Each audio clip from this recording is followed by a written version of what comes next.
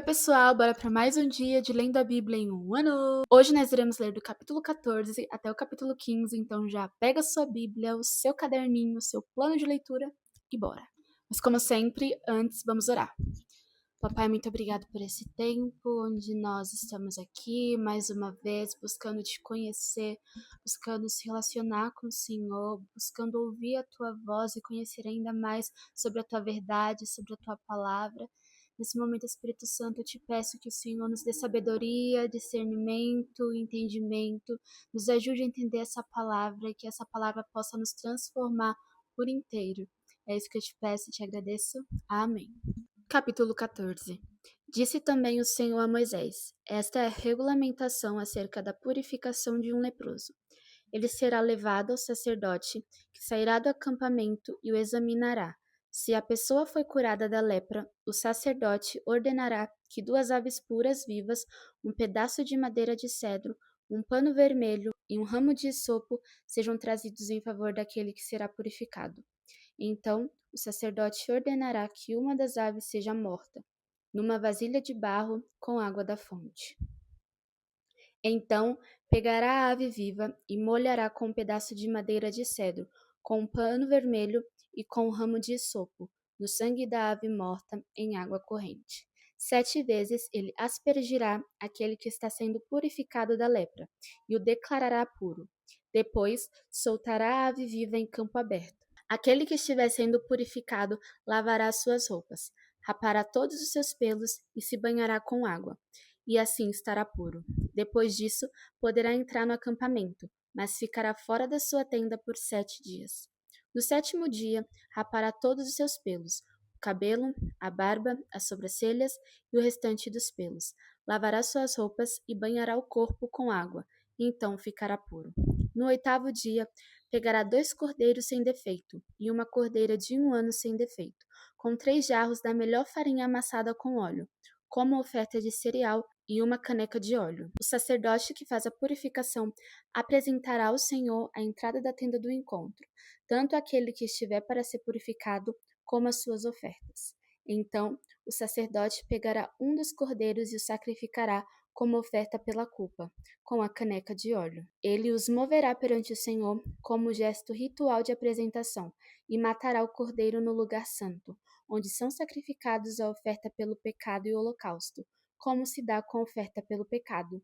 Também a oferta pela culpa pertence ao sacerdote. É santíssima. O sacerdote porá um pouco de sangue da oferta pela culpa na ponta da orelha direita daquele que será purificado, no polegar da sua mão direita e no polegar do seu pé direito. Então o sacerdote pegará um pouco de óleo da caneca e o derramará na palma da sua própria mão esquerda. Molhará o dedo direito no óleo, que está na palma da mão esquerda, e com o dedo o aspergirá 7 vezes perante o Senhor. O sacerdote ainda porá um pouco de óleo restante na palma da sua mão, na ponta da orelha direita, naquele que está sendo purificado, no polegar de sua mão direita e no polegar do seu pé direito, em cima do sangue da oferta pela culpa. O óleo que resta na palma da sua mão, o sacerdote derramará sobre a cabeça daquele que está sendo purificado e fará apropriação por ele perante o Senhor. Então, o sacerdote sacrificará a oferta pelo pecado e fará apropriação em favor daquele que está sendo purificado da sua impureza. Depois disso, o sacerdote matará o animal do holocausto e o oferecerá sobre o altar com a oferta de cereal, e assim fará apropriação pelo ofertante, o qual estará puro. Se todavia o ofertante for pobre, sem recursos para isso, pegará um cordeiro como oferta pela culpa, o qual será movido para fazer apropriação pelo ofertante, com um jarro da melhor farinha amassada com óleo, como oferta de cereal, uma caneca de óleo, e 2 rolinhas ou 2 pombinhos, conforme os seus recursos, um como oferta pelo pecado e o outro como holocausto. No 8º dia, o ofertante os trará para sua purificação ao sacerdote, à entrada da tenda do encontro, perante o Senhor. O sacerdote pegará o cordeiro da oferta pela culpa com uma caneca de óleo e os moverá perante o Senhor como gesto ritual de apresentação. Matará o cordeiro da oferta pela culpa, pegará um pouco do sangue e o porá na ponta da orelha direita daquele que está sendo purificado, no polegar de sua mão direita e no polegar do seu pé direito. O sacerdote derramará um pouco de óleo na palma da sua mão esquerda e com o dedo indicador direito aspergirá um pouco de óleo na palma da sua mão esquerda 7 vezes perante o Senhor. Ele porá o óleo na palma da sua mão nos mesmos lugares em que pôs o sangue da oferta pela culpa, na ponta da orelha direita daquele que está sendo purificado, no polegar da sua mão direita e no polegar do seu pé direito. O que restar do óleo na palma da sua mão, o sacerdote derramará sobre a cabeça daquele que está sendo purificado, para fazer propriação por ele perante o Senhor. Depois, sacrificará uma das rolinhas, um dos pombinhos, conforme os seus recursos. Um como oferta pelo pecado e o outro como holocausto, com a oferta de cereal. Assim, o sacerdote fará apropriação perante o Senhor, em favor daquele que está sendo purificado. Essa é a regulamentação para todo aquele que tem lepra e não tem recursos para fazer a oferta da sua purificação.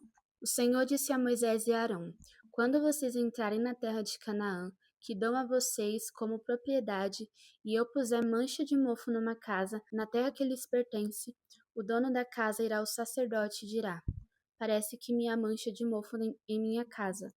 Antes de examinar o mofo, o sacerdote ordenará que desocupem a casa para que nada que houver na casa se torne impuro. Depois disso, o sacerdote irá examinar a casa, examinará as manchas das paredes, e se elas forem esverdeadas ou avermelhadas e parecerem mais profundas do que a superfície da parede, o sacerdote sairá da casa e a deixará fechada por 7 dias. No 7º dia, voltará para examinar a casa. Se as manchas se houverem espalhado pelas paredes da casa, ordenará que as pedras contaminadas pelas manchas sejam retiradas e jogadas num local impuro, fora da cidade. Fará que a casa seja raspada por dentro e que o reboco raspado seja jogado no local impuro, fora da cidade.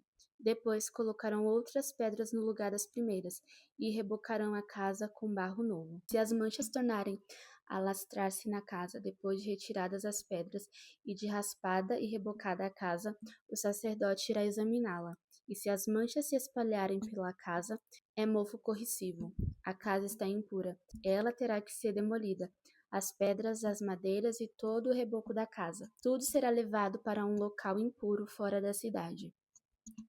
Quem entrar na casa enquanto estiver fechada estará impuro até a tarde.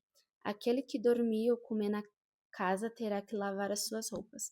Mas se o sacerdote for examiná-la e as manchas não se houverem espalhado depois de rebocada a casa, declarará pura a casa, pois as manchas de mofo desapareceram. Para purificar a casa, ele pegará 2 aves, um pedaço de madeira de cedro, um pano vermelho e isopo. Depois, matará uma das aves numa vasilha de barro com água da fonte. Então, pegará o pedaço de madeira de cedro, o isopo, o pano vermelho e a ave viva e os molhará no sangue da ave morta e na água da fonte. E aspergirá a casa 7 vezes. Ele purificará a casa com sangue de ave, com água da fonte, com a ave viva, com um pedaço de madeira de cedro, com isopo e com um pano vermelho. Depois soltará a ave viva em um campo aberto, fora da cidade. Assim, fará apropriação pela casa e ela ficará pura. Essa é a regulamentação acerca de qualquer tipo de lepra, de sarna, de mofo nas roupas ou numa casa, e de inchaço, erupção ou mancha brilhante, para se determinar quando uma coisa é pura ou impura. Essa é a regulamentação acerca de qualquer tipo de lepra e de mofo. Capítulo 15. O Senhor disse a Moisés e a Arão: Diga o seguinte aos israelitas: quando o homem tiver um fluxo que sai do corpo, o fluxo é impuro. Ele ficará impuro por causa de seu fluxo, quer continue, quer fique retido. A cama em que um homem com fluxo se deitar ficará impura, e qualquer coisa em que se sentar ficará impura.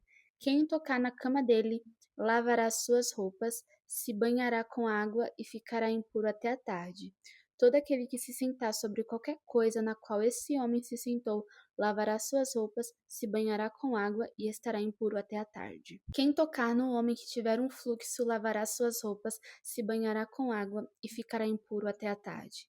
Se o homem cuspir em alguém que está puro, este lavará suas roupas, se banhará com água e ficará impuro até a tarde. Tudo aquilo em que um homem se sentar quando montar um animal estará impuro. E todo aquele que tocar em qualquer coisa que tenha estado debaixo dele ficará impuro até a tarde. Quem pegar essas coisas lavará suas roupas, se banhará com água e ficará impuro até a tarde. Quaisquer pessoas tocadas pelo homem com fluxo, sem que este tenha lavado suas mãos, lavarão as suas roupas, se banharão com a água e ficarão impuras até a tarde. A vasilha de barro na qual ele tocar será quebrada. Se tocar numa vasilha de madeira, ela será lavada. Quando o homem sarar do seu fluxo, contará 7 dias para sua purificação. Lavará suas roupas, se banhará em água corrente e ficará puro. No 8º dia, pegará 2 rolinhas ou 2 pombinhos e irá perante o Senhor, à entrada da tenda do encontro, e os dará ao sacerdote.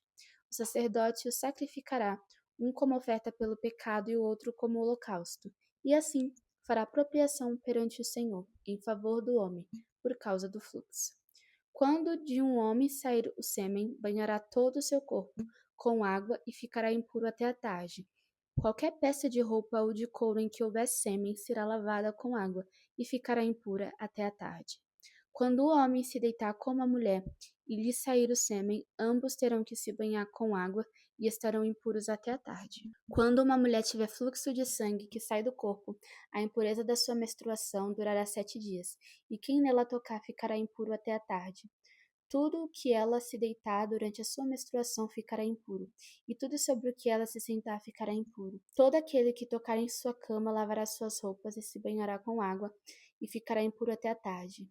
Quem tocar em alguma coisa sobre a qual ela se sentar, lavará suas roupas, se banhará com água e estará impuro até a tarde. Quer seja a cama, quer seja qualquer coisa sobre a qual ela estiver sentada, quando alguém nisso tocar, estará impuro até a tarde.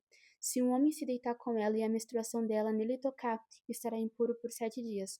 Qualquer cama sobre a qual ele se deitar, estará impura.